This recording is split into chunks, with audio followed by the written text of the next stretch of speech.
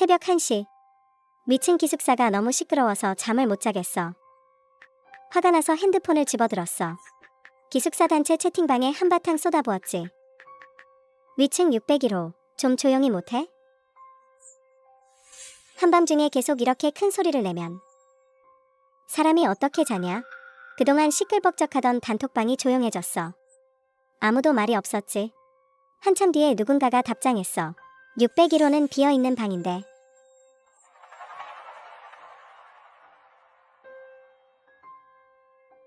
학생, 잘못 들은 거 아니야? 내 위층 601호는 계속 빈 기숙사였어. 어떻게 소리가 날 리가 있겠어. 6층의 다른 기숙사 사람들도 나서서 맞장구 쳤어. 맞아, 학생. 우리는 바로 6층에 살고 있는데 그 기숙사는 오랫동안 사람이 살지 않았어. 그 방 예전에 무슨 일이 있었던 것 같아. 학교에서 계속 입주를 금지시켰거든. 안 믿기면 봐. 601호 문에는 아직 그때 봉인지가 붙어 있어. 그러고 나서 그 사람이 사진 한 장을 보냈어.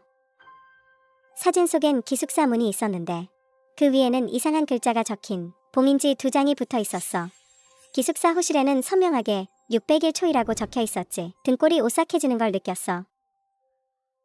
위층에 사람이 없다면 방금 들은 그 소리는 대체 뭘까? 순간 단톡방 사람들은 온갖 무서운 추측을 쏟아내기 시작했어. 누군가 나서서 말렸어. 학생, 혼자서 겁먹지 마.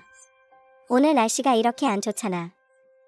아마 바람이 너무 세게 불어서 난 소리일 수도 있고 쥐나 고양이 같은 게 내는 소리일 뿐이야. 그 말을 듣고 내 마음속 두려움은 조금 줄어들었어. 사실 우리가 사는 건물도 오래됐고 게다가 위층 기숙사는 몇 년째 비어 있었으니까. 오늘은 몇 년 만에 한 번 올까 말까 한 폭우가 쏟아지는 날이기도 했고 밖에서 나는 바람 소리일 수도 있고 아니면 쥐 같은 게 움직이는 소리일 수도 있다고 생각하니까 그럴 수도 있겠다 싶었어. 핸드폰을 내려놓고 잠자리를 정리했어. 이불을 평소보다 더 꼭 여며 입었지. 내 룸메이트는 방학이라 다 집에 가고 나 혼자만 남아있었어. 밖에는 번개가 치고 천둥이 쳐서 어쨌든 나는 좀 무서웠거든. 막 잠들려는 찰나 똑똑똑 문 쪽에서 소리가 났어. 깜짝 놀랐지. 어둠 속에서 나는 기숙사 문을 뚫어져라 바라봤어. 침대에서 내려올 용기가 안 났고 문을 열 엄두도 못 냈어. 페이페이, 문 열어줘. 열쇠를 안 가져왔어. 문 좀 열어줘. 익숙한 목소리, 내 룸메이트 자우린이었어. 그런데 걔 오늘 낮에 집에 간 거 아니었어? 왜 이 시간에 돌아온 거지? 핸드폰으로 시간을 확인했어. 새벽 1시 30분. 침대에서 내려오려던 내 동작이 순간 멈췄어. 이미 새벽 1시 30분인데 기숙사 정문은 벌써 오래전에 닫혔을 거야. 관리인 아줌마도 분명히 자고 있을 거고 설령 깨어있다 해도 외박한 사람을 들여보내줄 리가 없잖아. 게다가 밖에는 폭우가 쏟아지고 있는데 그럼 걔는 어떻게 들어온 거지? 그 자리에서 생각에 잠겨 문을 열지 말지 망설이고 있었어. 자우린의 목소리가 다시 들렸어. 샤페이, 뭐 하는 거야? 나 아까 뒷문으로 넘어 들어올 때 다리에 상처까지 입었어. 얼른 문 열어줘. 들어가서 약 좀 발라야 해. 아파 죽겠어. 그 말에 나는 재빨리 움직였어. 급히 문을 열러 갔지. 기숙사 문을 열었더니 자우린이 문 앞에 서 있었어. 손에는 캐리어를 끌고 있었고 온몸이 흠뻑 젖어 있었어. 허벅지에는 상처가 나 있었지. 짐을 들여주고 걔를 자리로 부축했어. 약상자를 찾아서 간단히 붕대를 감아줬어. 약을 바르면서 마음속 궁금증을 물어봤어. 릴린, 너 내일 오전 차 아니었어? 왜 오늘 한밤중에 돌아온 거야? 걔는 아무 말도 하지 않았어. 그냥 가방에서 뭔가를 꺼내서 웃으며 내게 건넸어. 이건 우리 고향에서 가져온 사과야. 맛이 달라. 한번 먹어봐. 아주 맛있어. 생게장을 부었어. 받아들었어. 사과의 시원함이 손끝에서 스며들었어. 벌써 여름인데 냉장고에 넣어둔다 해도 이런 시원한 느낌은 안 들 거야. 게다가 거리도 이렇게 먼데. 벌써 상온으로 돌아왔어야 정상이잖아. 어쩜 이렇게 차갑지? 나는 그냥 사과를 탁자 위에 놓았어. 내일 먹으려고. 조림이 내가 사과를 내려놓는 걸 보더니 갑자기 일어나 책상 앞으로 왔어. 사과를 집어내 입가에 갖다 대며 지금 당장 먹어야 해. 지금 표정이 약간 험악하게 나를 보고 있어. 나는 그의 행동에 깜짝 놀랐어. 좀 이해가 안 갔어. 그냥 내일 먹으면 안 되나? 왜 이렇게 크게 반응하는 거야? 잠시 생각하다가 좋아. 릴린, 지금 먹을게. 먼저 씻고 올게. 평소에 우리 사이가 꽤 좋았으니까. 이 일로 그의 마음에 상처 주고 싶지 않았어. 어쩔 수 없이 가져가서 씻기로 했어. 사과 씻는 틈에 나는 창밖을 바라봤어. 맞은편에 있는 색등이 켜진 기숙사가 보였어. 눈썹을 찌푸렸어. 이상해. 그 색등 기숙사는 계속 우리 방 정면에 있었잖아. 오늘 왜 이렇게 많이 내려앉은 것 같지? 아래층에서부터 층수를 세어봤어. 1, 2, 3, 4, 5, 6. 아니야.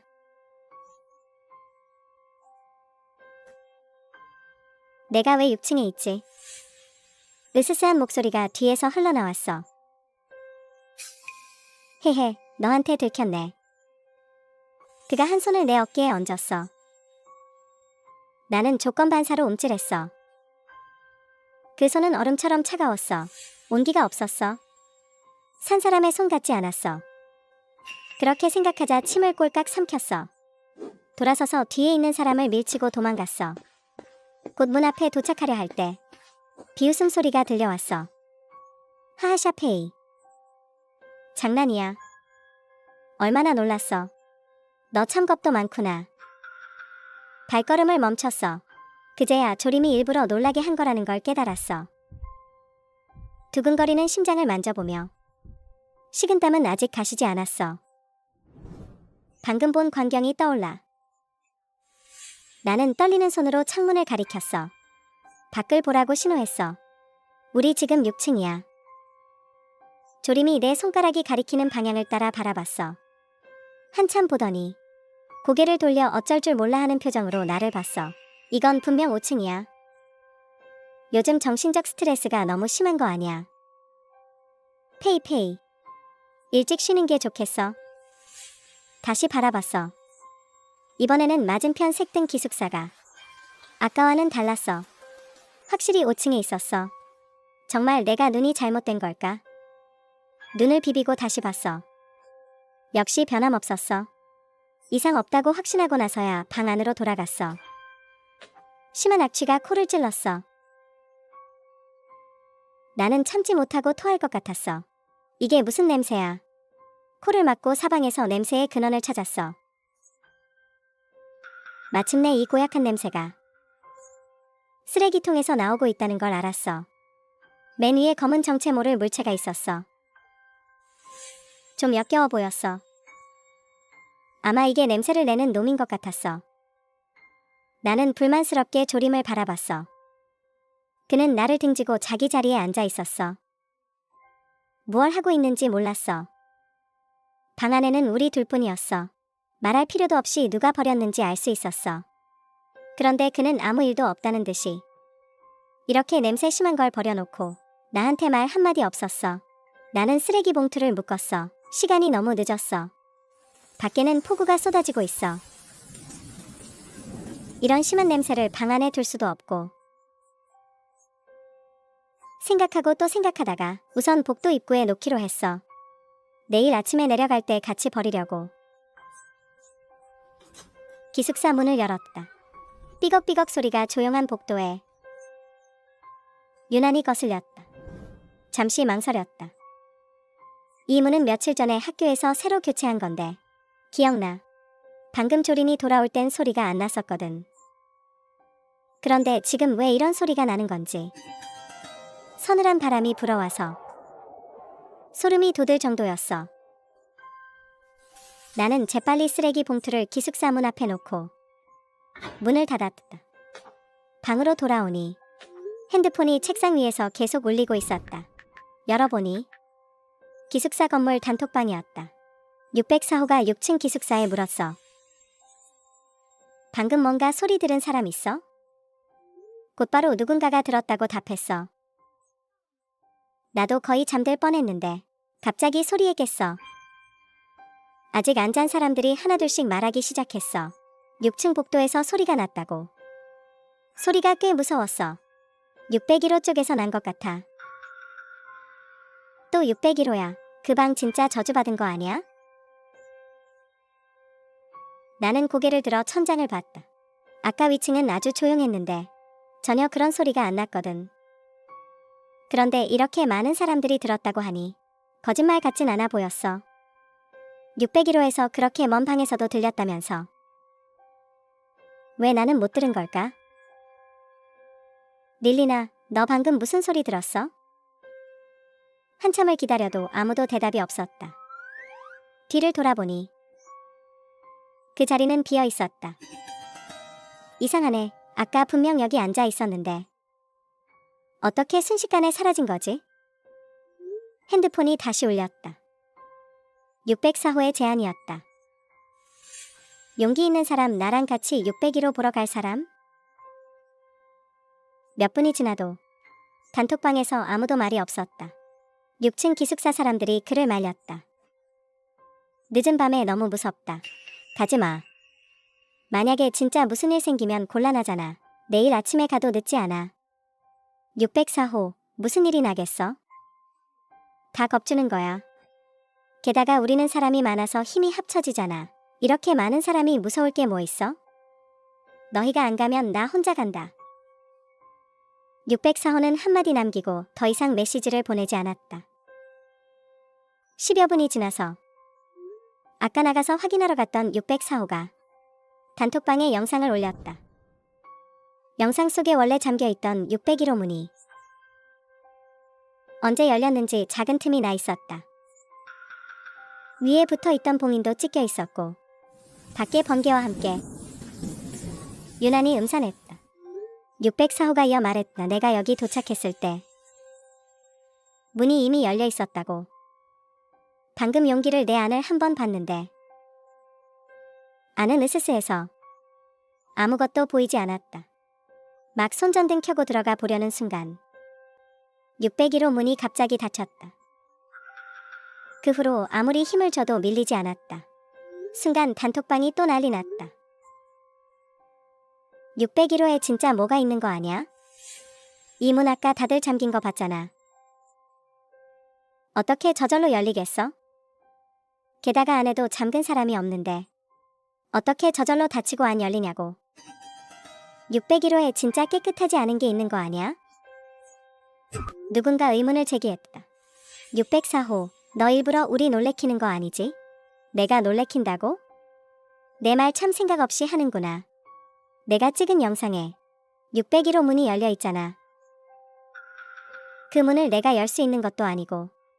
내가 안 믿으면 직접 나와서 봐. 지금 601호 문을 내가 밀 수 있는지 확인해봐. 604호가 좀 화난 게 티가 났다. 일이 커지려는 순간 기숙사 관리인 아주머니가 단톡방에 메시지를 보냈다. 수리부서에 연락했다고. 내일 아침에 와서 고칠 거라고. 헛소문 퍼뜨리지 말고 쓸데없는 말 하지 마. 다 자기 기숙사로 돌아가서 자라.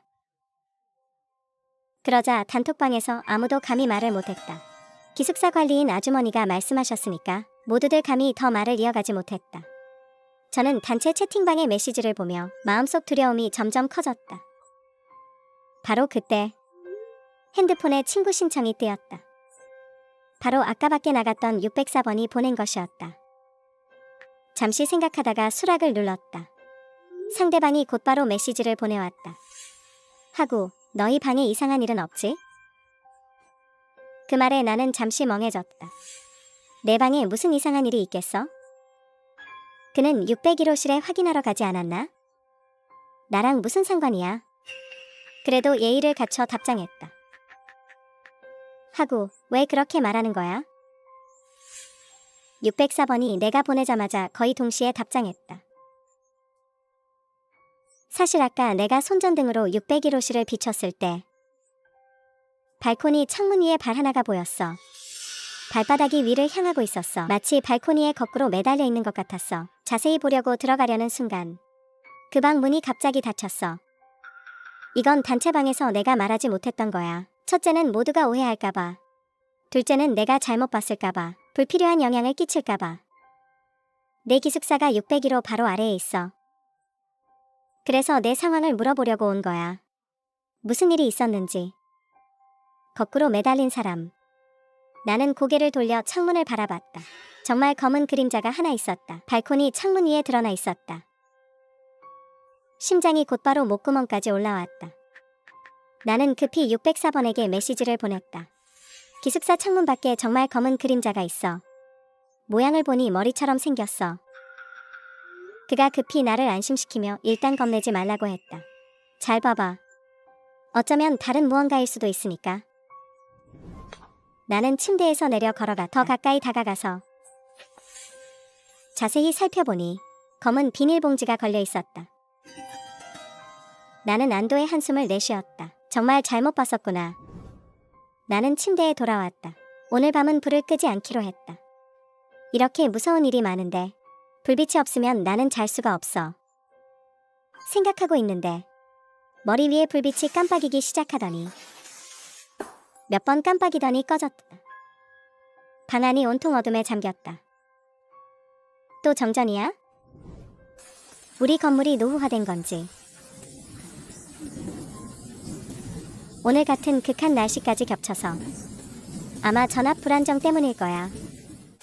그런데 오늘 밤 기숙사 복도 불이 꺼지니까 훨씬 더 무서운 느낌이야. 나는 침대에 누워 전기가 복구되길 기다렸다. 얼마나 지났는지 모르게 시간이 흐르고 조금 초조해졌다. 평소엔 정전이 10분도 안 돼서 기숙사 관리 아주머니가 알려주시거든. 그리고 그 시간 안에 바로 전기가 복구되기도 하고 아까부터 지금까지 거의 20분이 지났는데 아무 소식도 없어. 내 불안감이 걷잡을 수 없이 커졌다. 도저히 참을 수가 없어서 핸드폰을 들어 기숙사 관리 아주머니를 태그했다. 아줌마, 언제 전기가 들어오나요? 602호가 먼저 답했어. 정전이에요. 우리 방은 아직 전기 있어요. 그러자 몇 명 더 자기 방은 전기가 있다고 말했다. 그렇다면 우리 방만 정전인 거네. 기숙사 관리 아주머니는 한참 뒤에야 답장을 보냈다. 기숙사 건물은 정전이 아닙니다. 학생, 직접 전기 요금을 확인해 보세요. 우리 방은 엊그제 같이 전기 요금을 냈는데 어떻게 그렇게 빨리 다 쓸 수 있겠어? 나는 급하게 전기 요금 페이지를 열었다. 역시 잔액이 꽤 남아 있었다. 스크린샷을 찍어서 보냈다. 아주머니, 우리 방은 연체 안 했는데요. 왜 정전인가요? 기숙사 관리 아주머니는 이번에는 빨리 답장을 보냈다. 그럼 전구나 회로에 문제가 생긴 모양이네요. 이미 수리부에 알려놨어요. 내일 수리 기사가 올라가서 고칠 겁니다. 정말 재수없네. 회로까지 고장 나다니. 원래 무서운데. 지금은 불빛 하나도 없으니까. 오늘 다행히 나 혼자 기숙사에 있는 게 아니야. 아니었으면 밤새 잠을 못 잤을 거야. 그런데 저 자우리는 어디 간 거지? 이렇게 오래 안 돌아오네. 여광 중 옆에서 뭔가 움직이는 게 느껴졌다. 고개를 돌려보니 조린의 침대에 웬 그림자가 보였다. 나는 살짝 눈살을 찌푸렸다. 내가 침대에 올라왔을 때만 해도 기숙사에 없었는데 어쩌다 눈 깜짝할 사이에 벌써 침대에 누워있는 거야. 계속 생각하고 있는데 핸드폰 화면이 켜졌다. 화면에는 조린이 보낸 메시지가 떠 있었다. 나는 멍해졌다. 이상하다는 듯 그의 침대 쪽을 바라봤다. 이 조린이 바로 옆 침대에 있는데 왜 메시지를 보내는 거지? 대화창을 열었다. 페이페이, 기숙사에 아무 일 없지? 아까 기숙사 단톡방에서 봤는데 너무 무서운 얘기였어. 그 기숙사가 하필 우리 위층이더라. 너 혼자 있는데 내가 좀 걱정돼서. 나 혼자. 그럼 여기 있는 사람은 누구야? 보아하니 그는 정말 601호 기숙사 이야기에 겁을 먹은 모양이다. 말조차 직접 하지 못하고. 나는 웃으며 답장을 보냈다. 괜찮으니까 걱정 말라고. 괜찮아. 게다가 기숙사에 나 혼자 있는 게 아니잖아. 너 아직 내 옆에 있잖아. 이렇게 가까이 있는데 넌 겁먹을 필요 없어. 일 있으면 바로 얘기해. 이번에는 조린이 몇 분 동안 답장이 없었다. 계속 입력 중만 뜨고 있었다. 나는 고개를 돌려 맞은편 조린의 침대를 바라봤다. 도대체 무슨 일이지? 아까부터 조린이 나랑 대화하는데 글자를 입력하는 움직임이 전혀 없었고 핸드폰 불빛도 보이지 않았다. 심지어 이 메시지가 그가 보낸 게 아닌 것 같다는 느낌이 들었다. 핸드폰 불빛에 의지해 그의 쪽을 비췄다. 희미한 불빛 속에 보였다. 조린이 기괴한 자세로 침대 난간에 매달려 내 쪽을 바라보고 있었다. 나는 깜짝 놀라 재빨리 손을 거두었다. 그건 정상적인 사람이 할 수 있는 동작이 아니었다.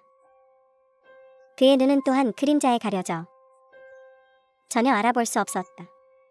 나는 조심스럽게 말을 걸었다. 릴린, 뭐 하는 거야? 조린은 아무 반응이 없었다. 꼼짝도 하지 않고 내 쪽을 응시했다.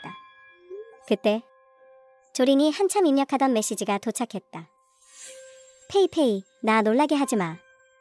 나 집에 있어. 내 옆에 있을 리가 없잖아. 내일 돌아간다고 말했잖아. 조린의 메시지를 확인한 순간 소름이 끼쳤다. 하지만 타자는 평소보다 훨씬 빨라졌다. 너 아까 돌아온 거 아니야? 내가 일찍 오고 싶다고 해서 일부러 막차 타고 기숙사로 왔다며? 글자를 닫히기도 전에 조린이 영상통화를 걸어왔다. 내 손가락이 멈출 새 없이 떨렸다. 전화를 받는 순간 조린의 얼굴이 핸드폰 화면에 나타났다. 그가 무슨 말을 하는지 전혀 들리지 않았다. 시선은 계속 그 옆에 있는 시계에 고정되어 있었다. 3시 반, 똑같은 시간. 그는 거짓말을 하고 있지 않았다. 정말 집에 있었다. 조린이 집에 있다면 내 옆에 있는 이 사람은 누구지? 맘말을 꺼내려는 순간 영상이 갑자기 끊겼다. 네트워크에 연결할 수 없음이 뜨고 핸드폰 신호가 잡히지 않았다. 우리 학교는 시내 중심에 있는데 어떻게 신호가 안 잡힐 수 있지? 나는 침대에 누운 채 움직일 수 없었다. 이대로 있을 순 없다. 손전등을 켜서 바로 조린의 침대 쪽을 비췄다. 조린의 눈에서 짙은 붉은 액체가 흐르고 있었다. 그제야 보였다. 그의 눈은 그림자에 가려진 게 아니었다. 예쁘던 눈은 하나만 남아 있었다. 너무나 끔찍한 광경에 나는 참지 못하고 비명을 질렀다. 재빨리 침대에서 뛰어내려 문을 나서며 조린을 한번 쳐다봤다. 그는 움직이지 않았다. 여전히 같은 자세로. 그때 문이 천천히 닫혔다. 순간 다리에 힘이 풀려 주저앉았다. 머릿속에 점점 더 많은 공포스러운 생각들이 나를 삼켰다. 나는 핸드폰을 집어들었다. 카메라 불빛이 문에 비춰졌다. 문 뒤에 있는 것을 똑똑히 보았다. 거기에는 찢어진 에어컨이 붙어 있었다. 이거 601호 문에 있던 거 아니야? 어쩌다 여기에 있는 거지? 나는 갑자기 고개를 들었다. 방 번호판에 선명하게 적혀 있었다. 601. 나는 믿을 수 없다는 듯 번호판을 쳐다봤다. 그러니까 내가 지금까지 있었던 곳은 전부 601호 기숙사였어. 내가 왜 601호 기숙사에 있는 거지? 공포에 질려 나는 곧바로 일어나 도망쳤다. 6층 마지막 방에 도착할 때까지 멈추지 않았다. 잠시 망설이다가 나는 문을 두드렸다. 이 기숙사에는 내 반 친구가 살고 있었다. 평소에 우리 꽤 잘 지냈었다. 나는 혼자 기숙사에 있기가 두려웠다. 오늘 밤에 그와 함께 지내려고 했다. 세 번째 두드렸을 때 문이 삐걱삐걱 저절로 열렸다. 내 손에 든 불빛이 기숙사 안을 비췄다. 조린이 텅 빈 눈구멍을 나를 향하고 있었다. 순간 온몸에 땀이 흘렀다.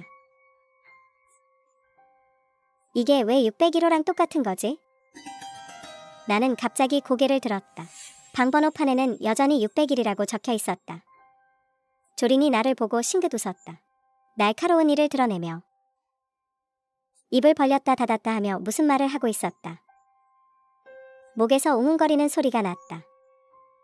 넌 도망칠 수 없어. 그가 몸을 움직였다. 나는 몇 걸음 뒤로 물러서서 곧바로 달리기 시작했다. 달리면서 방번호를 확인했다. 601과 다른 번호를 찾으려고 했으며 601, 층 전체가 601호 기숙사뿐이었다. 얼마나 달렸는지 모르겠다. 더 이상 달릴 수가 없었다. 복도 난간에 엎드려 숨을 크게 몰아쉬었다. 아래를 내려다보니 원래 있던 바닥이 사라지고 끝없는 어둠으로 변해 있었다. 몇 층인지 도저히 셀 수가 없었다. 내 마음이 반쯤 차가워졌다. 이곳은 전혀 우리 기숙사 건물이 아니야. 도대체 여기가 어디지? 나는 막막하게 난간에 기대었다. 절망감이 내 마음속에 퍼져나갔다. 조린이 다시 내 앞에 나타날 때까지 나는 공포에 질겼다. 빠르게 아래로 뛰어내려갔다. 계단에 갑자기 무언가가 나타났다. 내 길을 막았다. 나는 비틀거렸다. 온몸이 균형을 잃고 바닥에 넘어졌다. 내가 반응하기도 전에 갑자기 어떤 힘이 나를 세게 잡아당겼다. 나를 끌고 어딘지 모를 곳으로 달려갔다. 그 사람이 드디어 멈췄다. 그의 얼굴을 보니 좀 낯익은 느낌이 들었다. 나는 아까 너랑 얘기했던 604호야. 도대체 무슨 일인지 모르겠어. 원래 자고 있었는데 다시 눈을 뜨니 벌써 여기에 있었어. 604호. 그래서 좀 익숙했구나. 이게 내가 아까 발견한 출구야. 여기로 나가면 돌아갈 수 있어. 나는 그제야 알아차렸다. 눈앞의 기숙사. 문이 활짝 열려 있었고 위에는 방번호판도 없었다. 다른 기숙사와는 달라 보였다. 나는 조심스럽게 방을 살폈다. 그런데 내가 기억하기로 2층의 모든 방 번호를 다 확인했는데 이런 방은 없었어. 너는 뭐 하고 있어? 얼른 들어와. 더 늦기 전에 가야 해. 그가 손을 내밀어 나를 끌었다. 나는 몸을 피했다. 내가 어떻게 여기가 출구인지 알았어? 내가 왜 너를 믿어야 하는데? 그것이 조린의 모습으로 변할 수 있다면 다른 사람으로 변하는 것도 어렵지 않아. 내가 나를 믿지 않는다면 나도 어쩔 수 없어. 그럼 먼저 갈게. 조심해. 곧 그게 너를 찾아올 거야. 말을 마치고 그는 성큼 안으로 들어갔다. 핸드폰 배터리가 다 됐다. 어둠 속에서 방 안에 무엇이 있는지 보이지 않았다. 나는 곰곰이 생각했다. 일단 들어가지 않기로 결심했다. 돌아서서 떠날 준비를 한다. 큰 손이 나를 붙잡았다. 604가 방 안에서 걸어 나왔다. 갑자기 표정이 일그러지더니 계속 몸을 흔들었다. 더욱 섬뜩하게 보였다. 그는 나를 방 안으로 끌어들이려 했다. 내가 거의 다 끌려 들어가려는 순간 아슬아슬한 그때 예상했던 고통은 오지 않았다. 오히려 싸우는 소리가 났다. 나는 눈을 떴다. 보니 조린이 어느새 쫓아와 있었다. 604와 싸우고 있었다. 하지만 확실히 604가 계속 밀리고 있었다. 결국 604는 조린에게 완전히 삼켜졌다. 처절한 비명소리. 하지만 소용없었다. 604를 처리한 후 조린이 다시 나를 노렸다. 점점 가까워지는 게 보였다. 어디서 용기가 났는지 급히 옆 기숙사로 뛰어들어갔다. 재빨리 문을 잠그고 기숙사에 있는 옮길 수 있는 건 모두 문 앞에 쌓았다. 이 모든 걸 끝낸 후 나는 방망이를 손에 쥐었다. 야구 방망이를 무기로 삼았다. 곧 밖에서 여기저기서 요란한 소리가 들렸다. 야구 방망이를 쥔 손이 더 굳어졌다. 얼마나 지났을까? 시끄러운 문 두드리는 소리가 사라졌다. 나는 긴장을 늦출 수 없었다. 문을 응시하며 이마에서 땀이 끊임없이 떨어졌다. 시간이 1분 1초씩 흘렀다. 밖은 여전히 아무 소리도 없었다. 얘네 간 건가? 갑자기 내 뒤에서 소리가 났다. 나는 획 돌아섰다. 조린이었다. 유리창에는 금이가 있었다. 나는 기숙사 한가운데 서 있었다. 도망칠 곳이 없었다. 그때 조린이 창문을 깨고 나를 향해 다가왔다. 그가 갑자기 몸을 날려 나에게 덤벼들었다. 나는 반사적으로 팔로 몸을 막았다. 얼마나 지났는지 모르겠다. 나는 천천히 눈을 떴다. 조린의 얼굴이 바로 내 앞에 있었다. 아주 가까이. 나는 힘껏 그를 밀쳐냈다. 돌아서서 도망치려 했다. 한 걸음 내딛자마자 땅에 거칠게 넘어졌다. 다시 눈을 뜨니 여기가 병원이라는 걸 알았다. 그 무서운 601호 기숙사가 아니었다. 내가 그곳에서 탈출한 걸까? 옆에 앉아 눈가가 붉어진 조린을 한번 쳐다봤다. 이 조린은 진짜겠지? 내가 자신을 쳐다보는 걸 눈치채고 조린이 갑자기 울음을 터뜨렸다. 페이페이, 정말 너 걱정됐어. 너 벌써 사흘째 의식이 없었어. 나는 조금 놀랐다. 사흘 동안 의식불명? 조린이 고개를 끄덕였다. 응, 방학 끝나고 우리 몇 명이 돌아왔거든. 기숙사에 들어가자마자 내가 바닥에 쓰러져 있었어. 우리 모두 깜짝 놀랐다고. 바로 너를 병원으로 데려왔어. 사흘 동안 의식불명이라니. 그런데 나는 그 괴물에게 포위당하지 않았었나? 설마 그게 내가 의식 없을 때 꾼 꿈이었던 걸까? 팔에서 날카로운 통증이 느껴졌다. 나는 팔을 들어 올려보았다. 팔에 큰 멍이 들어있었다. 아니야. 이게 그날 그 괴물이 나를 쫓을 때 넘어지면서 생긴 거잖아. 그건 꿈이 아니었어. 그건 진짜였어. 나는 팔을 뚫어지게 바라봤다. 페이페이, 의사 선생님이 연부조직 손상이라고 하셨어. 내가 침대에서 떨어져서 다친 거래. 내 몸 다른 데도 멍이 있어. 그 말을 듣고 내 마음이 조금 놓였다. 그렇게 높은 침대에서 떨어졌는데 다칠 수밖에 없지. 나는 확인해봤다. 몸에 확실히 비슷한 자국이 몇 군데 더 있었다. 그렇게 나는 병원에서 일주일 동안 편히 요양했다. 기숙사로 돌아와 책상 앞에 앉아 그날 밤 일어난 모든 일을 되짚어봤다. 나는 위챗 채팅 기록을 뒤졌다. 그날 기숙사 단톡방엔 아무 말도 없었어.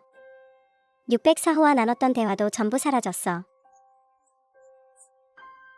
친구 추가조차 되어 있지 않았어. 나중에 다른 사람한테 들었는데 601호는 확실히 빈 방이래. 딱히 이상한 일은 없었다고 해. 그냥 기숙사 쓰는 학생이 적어서 남은 방이래. 정신을 차렸을 땐 이미 601호 문 앞에 서 있었어. 문엔 그 익숙한 에어컨도 없었어. 살짝 밀자 바로 열리더라고.